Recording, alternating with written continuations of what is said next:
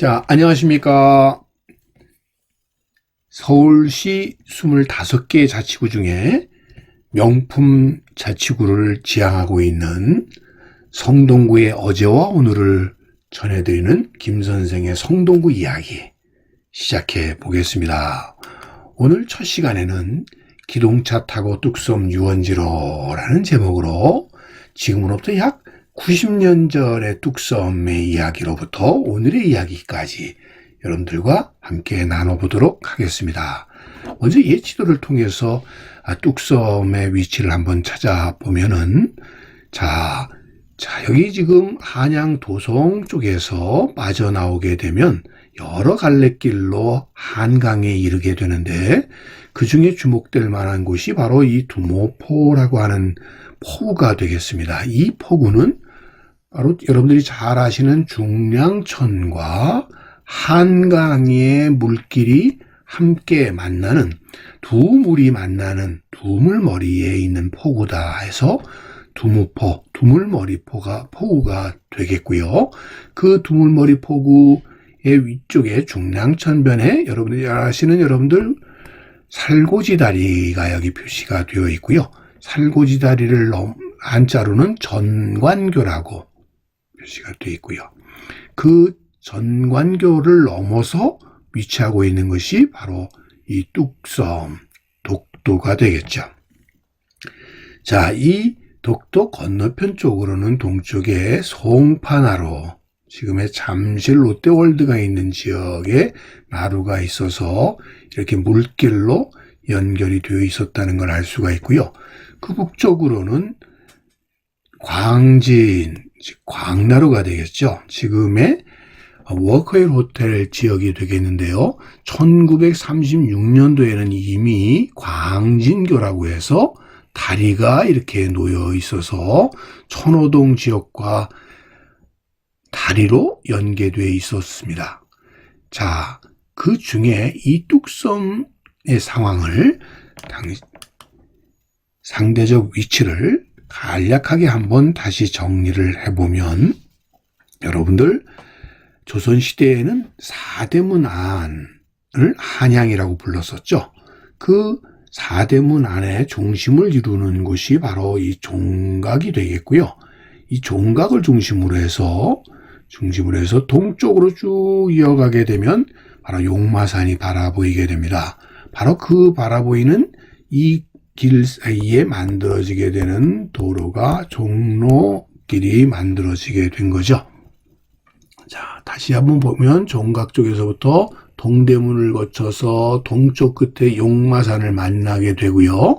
그 다음에 이 청계천이 쭉 흘러서 오간수문을 거쳐서 청계천이 팔가를 거쳐 중량천과 만나서 좀 전에 말씀드렸던 두물머리, 두무포를 거쳐서 여기 한강과 만나게 되는데 이 두 강이 만나면서 강폭이 넓어지고 유속이 느려짐에 따라서 강 하류 지역에 가는 모래들이 쌓여서 자연스럽게 모래섬이 만들어지게 되니 그것이 바로 저자도가 되겠습니다. 자, 북쪽으로는 용마산과 아차산, 그리고 서쪽으로는 중랑천, 남쪽과 동쪽으로는 이렇게 한강으로 둘러싸여 있는 것이 바로 뚝섬이었다 이렇게 보시면 되겠습니다. 이 뚝섬 건너편 쪽으로는 지금의 선정릉과 봉은사가 있는 강남구 삼성동 지역과 한강 사이에서 마주보고 있었다라고 보시면 되겠습니다. 자, 그런 여건으로 되어 있어서 뚝섬 일대는 한마디로 섬은 아니었지만 자연적인 장벽에 의해서 둘러쳐져 있었다고 보시면 되겠습니다. 위쪽으로는 산들이, 그래서 대표적인 아차산이 대표적이고요. 서쪽으로는 중량천이, 남쪽으로는 한강이 자리 잡고 있어서 삼면이 이렇게 물로 또 다른 면은 산으로 둘러싸여 있어서 일찍부터 이 지역은 말을 방목해서 키우기 좋은 여건을 갖추고 있었고요. 이 뚝섬 일대는 소위 요즘의 저습지로, 배후습지로서 이 지역에서는 다양한 식생이 풍부하게 나타나서 중요한 사냥터의 역할도 했다고 볼 수 있겠습니다. 그래서 여러분들 여기 지금 이 지는 마정색도에서 보시는 것처럼 뚝섬은 일찍부터 목마장의 역할을 했었다, 이렇게 보시면 되겠습니다. 자, 그러다 보니까 지금도 지명으로 남아있는 것처럼 이 뚝섬에 있는 행정동명, 법정동명의 이름들을 보게 되면 마장동, 즉 말 목장이 있었다는 거죠. 마장동, 또 장안평, 이거는 마장안, 넓은 뜰이라는 의미가 되겠고요. 아차산 용마산 밑에 쪽에 여러분들 면목동이 있는데, 면목은 목장의 면에 있다, 이런 말씀이 되겠고요. 자양동 하게 되면 암말을 키우는 목장이 있었던 곳, 그래서 이쪽 지역이 자양동 지역이 되겠습니다. 자, 재미있는 것은 이 지도에 여러분들 이런 표시들이 있는 걸 볼 수가 있습니다. 이게 바로 목책이 되는데요. 자, 자연적인 장벽과 더불어 인공적인 이렇게 목책을 둘러서 이곳에 말을 방목했던 것이 바로 뚝섬이었다, 이렇게 보시면 되겠습니다. 이렇게 말들이 뛰어놀던 목장의 구실을 해왔었던 뚝섬의 역할이 특히 병자호란 이후에 급격하게 약화되게 됩니다. 즉 청나라는 더 이상 군마로 키워지는 말들이 국방력을 약화시키기 위해서 사육되는 것을 금지하게 되면서 이 목마장으로 사용했던 뚝섬 일대가 한마디로 버려지게 되었고, 그래서 19세기에 오게 되면 주로 이곳에서는 근교 농업지역으로 한양에서 필요한 채소류 등이 주로 재배되어 공급되는 이런 농업지대로 변모되어 있었다, 이렇게 볼 수 있겠습니다. 그래서 가장 뒤늦게까지 도시로서 개발되지 못하다가 1930년대에 와서 이 지역이 획기적인 개발의 계기를 만들게 되어 지금 당시의 지도를 보게 되면 여러분들이 이것이 바로 아까 좀 전에 말씀드렸던 모래섬이었죠.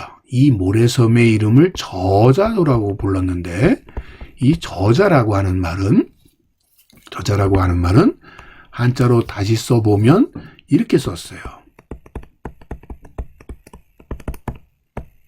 즉 종이를 만드는 당나무가 많이 자라는 섬이라고 해서 저자도로 불렸던 이 모래섬 가의 뚝섬 일대에 지금 이렇게 노란 색깔로 표시된 이런 지역이 바로 뚝섬 유원지 지역이 되겠습니다. 이 지역이 이렇게 개발될 수 있게 되는 계기가 되었던 것은 바로 한강을 끼고 있다는 점을 주목하셔야 되겠고요. 또한 이 지역으로 가는 소위 지금으로 따지면 일종의 전차의 종류죠. 궤도차 혹은 기동차라고 불렸던 전차가 동대문에서부터 이곳까지 연결이 됨으로써 사람들이 쉽게 이 뚝섬 지역으로 올 수 있었다는 점입니다. 즉, 이 동대문에서 출발한 당시의 궤도차, 기동차가 성동교를 건너서 현재 2호선 뚝섬역 근처에 있는 상원역에서 기찻길이 나뉘어지게 됩니다. 그래서 동쪽으로 가게 되면 화양리를 거쳐서 광야로 가는 전찻길이 마련이 되어 있었고요. 자, 이 상원역에서 갈라져서 한강 쪽으로 나가면서 지금 경동초등학교를 지나서 서뚝도리 정류장을 만나게 되는데, 바로 이 지역이 현재의 이마트 본사가 있는 자리가 되겠고요. 일찍이 이곳은 식물원이 만들어졌던, 대한제국이 만들었던 식물원이 자리 잡았던 지역이기도 합니다. 그래서 우리나라에서 제일 먼저 사과나무를 재배했다고 하는 곳이 바로 이 지역이 되겠고요. 이걸 거쳐서 쭉 따라서 한강의 자연 제방을 지나서 뚝섬 유원지, 그러니까 지금의 7호선 뚝섬 유원지역 근처에 바로 유원지가 조성될 수 있게 된 것은 바로 이 궤도차가 운행했기 때문에 가능한 일이었다, 이렇게 볼 수 있겠습니다. 자, 사진에서 보시는 것처럼 그래서 미루나무가 한뜩 잘 자라고 있는 바로 이 뚝섬 한강변을 끼고 지금으로 따지면 수영장과 같이 한강물을 끌어들여서 수영장의 형태의 유원지가 조성이 되었고요. 이곳에서는 가건물로 띄어져 있는 이런 시설에서 뱃놀이도 즐길 수 있고 수영도 즐길 수 있는 이런 유원지가 개발되게 되었던 것이죠. 그래서 1970년대까지 서울의 가장 대표적인 피서지이자 유원지의 역할을 했던 것이 뚝섬 유원지였다고 보시면 되겠고요. 80년대에 들어서서 한강종합개발사업이 추진이 되면서 한강들이 준설되고 강폭이 넓어지는 과정에서 사실 한강이 급격하게 오염되기 시작했고 실제로 또 유원지를 이루고 있었던 모래톱들이 다 준설이 되기 시작하면서 이 뚝섬 유원지는 이제 옛 이야기로 이렇게 사라지고 말게 되었던 것이고요. 이 지역에 오늘날 소위 뚝섬 한강시민공원이 조성되었다, 이렇게 보시면 되겠습니다. 1960년대의 뚝섬 나루터 이 유원지 모습이 되겠는데요. 자, 지금 이 모래사장으로 구성된 지역이 한강이 수위가 높아지게 되면 물에 잠기면서 이곳 자체가 수원지나 아니면 유원지의 형태로 이렇게 바뀌었다, 이렇게 보시면 되겠습니다. 자, 이곳으로 가기 위해서 운행됐었던 궤도차, 소위 기동차의 모습이 되겠고요. 성동교를 거쳐서 이 기차를 타고 뚝섬 유원지로 놀러 오는 것이 당시 서울 시민들의 아주 즐거운 놀이 공간이었다고 보시면 되겠습니다. 지금 성수동 일대에 소위 구두거리가 있는 지역으로 이 궤도 열차가 지나가고 있는 모습을 볼 수 있고요. 바로 이 궤도길을 따라서 좌우변에 많은 집들이 빽빽하게 들어서 있고 이 궤도차가 지나다니는 것이 당시 이 동네 아이들의 아주 큰 볼거리였다고 볼 수 있겠습니다.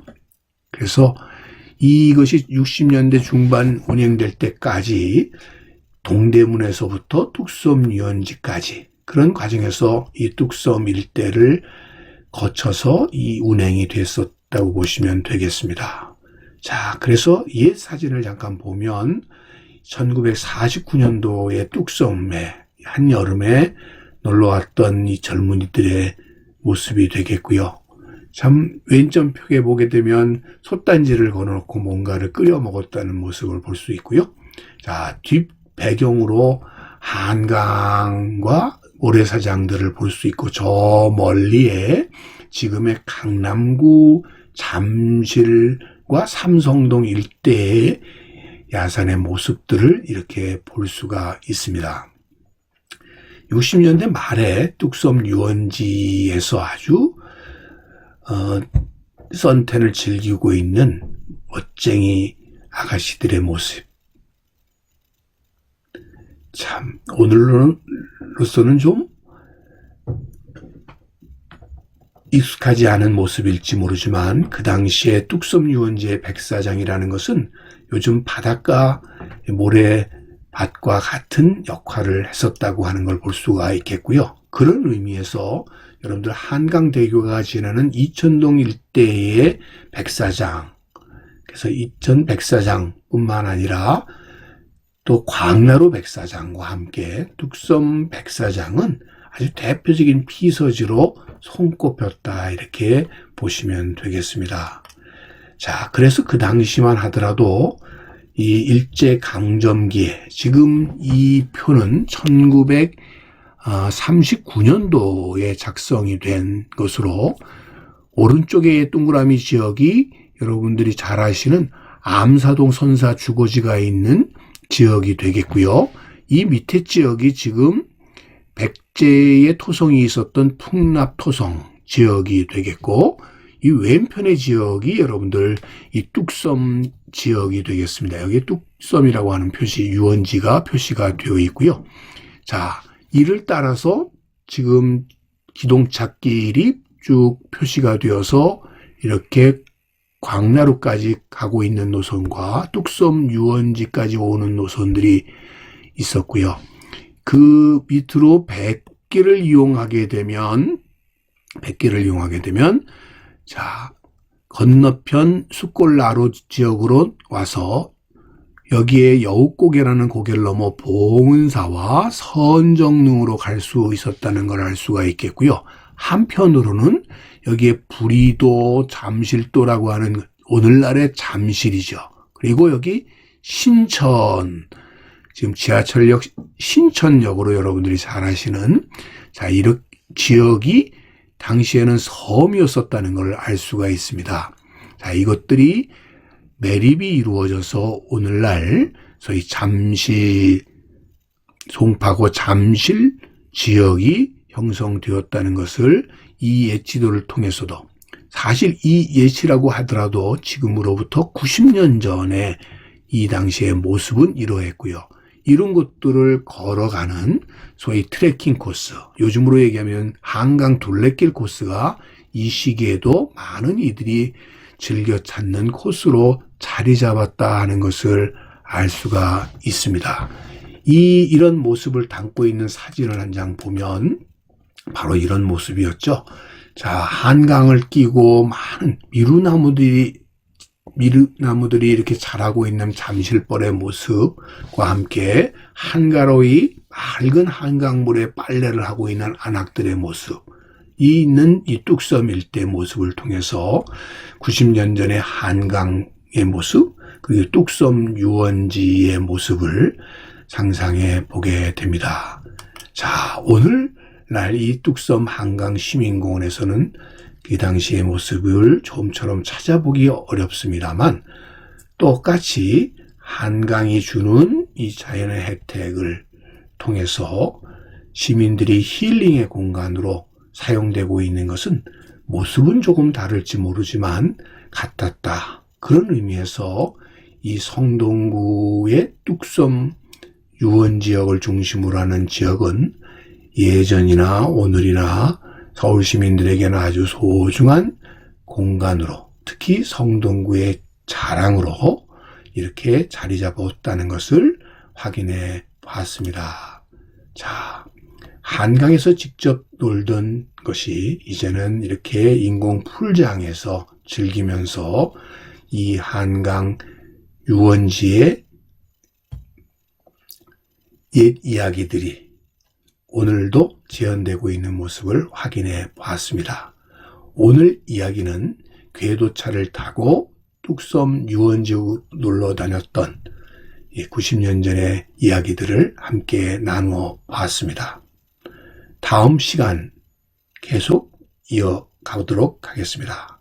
이제까지 시청해 주신 여러분들 감사드리고요.